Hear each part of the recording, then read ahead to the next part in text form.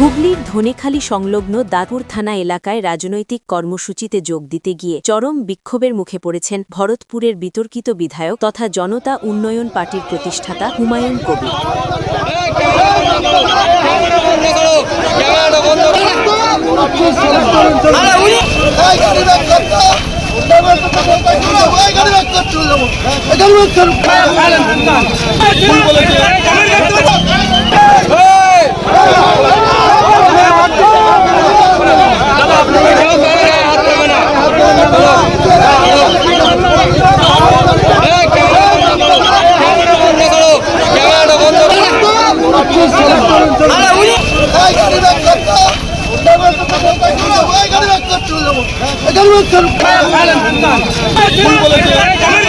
ঘটনার সূত্রপাত হয় যখন তিনি দাঁতপুরের পুইনান এলাকায় একটি ধর্মীয় অনুষ্ঠানে নামাজ পড়তে যাচ্ছিলেন। অভিযোগ উঠেছে যে পুইনানে পৌঁছনোর আগেই মহেশ্বরপুর এলাকায় একদল উত্তেজিত জনতা তার গাড়ি ঘিরে ধরে এবং গো ব্যাক স্লোগান দিতে শুরু করে। পরিস্থিতি সামাল দিতে ঘটনাস্থলে বিশাল পুলিশ বাহিনী মোতায়েন করা হলেও বিক্ষোভকারীদের ক্ষোভের মুখে বিধায়ককে বেশ কিছুক্ষণ আটকে থাকতে হয়। বিক্ষোভকারীদের দাবি ছিল যে রাজনৈতিক স্বার্থ চরিতার্থ করতে তিনি ধর্মীয় স্থানকে ব্যবহার করছেন এবং এলাকায় অশান্তি ছড়ানোর চেষ্টা করছেন, যা সাধারণ মানুষ মেনে নেবে না। এই ঘটনার খবর ছড়িয়ে পড়তেই এলাকায় ব্যাপক উত্তেজনা তৈরি হয় এবং তৃণমূল কংগ্রেসের স্থানীয় নেতৃত্বের বিরুদ্ধে এই বিক্ষোভ সংগঠিত করার অভিযোগ ওঠে। যদিও শাসক দলের পক্ষ থেকে এই অভিযোগ অস্বীকার করে জানানো হয়েছে যে সেখানে কোনো রাজনৈতিক কর্মসূচি ছিল না এবং সাধারণ ধর্মপ্রাণ মানুষই বহিরাগত কোনো নেতার অনভিপ্রেত উপস্থিতি দেখে স্বতঃস্ফূর্তভাবে প্রতিবাদ জানিয়েছেন। বিক্ষোভকারীরা দীর্ঘক্ষণ ধরে হুমায়ুন কবিরের গাড়ির সামনে দাঁড়িয়ে বিক্ষোভ প্রদর্শন করেন এবং পুলিশের উপস্থিতিতেই পরিস্থিতি উত্তপ্ত হয়ে ওঠে। এই ঘটনার পর হুমায়ুন কবিরকে ছাড়াই অনুষ্ঠানটি সম্পন্ন করার দাবি ওঠে। তবে তিনি পিছু না হটে পুলিশের নিরাপত্তায় সামনে এগোনোর চেষ্টা করলে ধাক্কাধাক্কির পরিস্থিতি তৈরি হয়। গোটা ঘটনা নিয়ে হুমায়ুন কবির তীব্র ক্ষোভ প্রকাশ করেছেন এবং সরাসরি পুলিশ ও শাসক দলের যোগসাজশের দিকে আঙুল তুলেছেন। তার বক্তব্য অনুযায়ী তিনি একজন ধর্মপ্রাণ মুসলিম হিসেবে সেখানে নামাজ পড়তে গিয়েছিলেন এবং তার কোনো রাজনৈতিক উদ্দেশ্য ছিল না। তিনি অভিযোগ করেছেন যে মমতা বন্দ্যোপাধ্যায়ের নির্দেশে পুলিশ সেখানে নীরব দর্শকের ভূমিকা পালন করেছে এবং তৃণমূলের ভাড়াটে গুন্ডাদের দিয়ে তার ওপর হামলা চালানোর পরিকল্পনা করা হয়েছিল।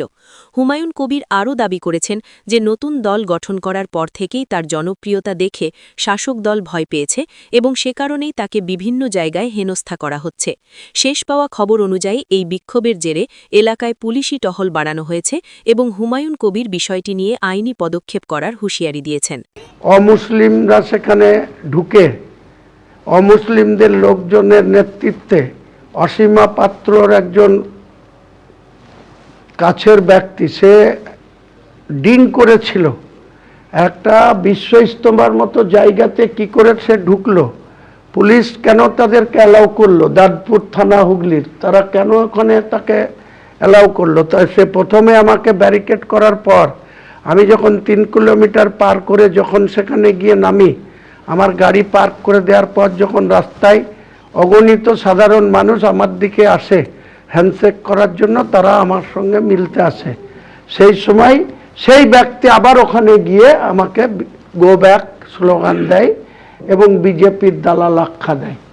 আমিও তার দিকে তেড়ে গেছিলাম। পাত্র ধনেখালির এমএলএ, সে আপনার সঙ্গে আপনি মন্ত্রিসভায়ও ছিল, এখন সে চেয়ারম্যান পদে আছে। তার নেতৃত্বে যদি হুমায়ুন কবিরকে হুগলিতে অপদস্থ হতে হয়, আমি কিন্তু গোটা বাংলার মুসলিমদের কাছে এটা নিয়ে যাব। সেদিন আপনি বুঝতে পেরে যাবেন যে মুসলিমদের সঙ্গে আপনি কী ধরনের দুর্ব্যবহার করতে চাচ্ছেন, আর শুধু ভোট ব্যাংক হিসাবে বাংলার মুসলমানদেরকে আপনি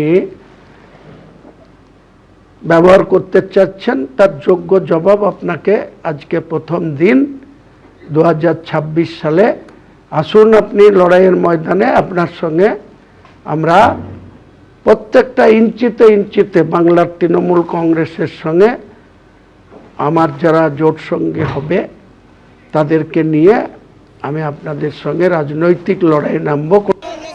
মহেশ্বরপুরে কেন এসে প্রেস বাইট দিলেন মমতা বন্দ্যোপাধ্যায়ের এগেনস্টে, এটাই হচ্ছে আমাদের বক্তব্য।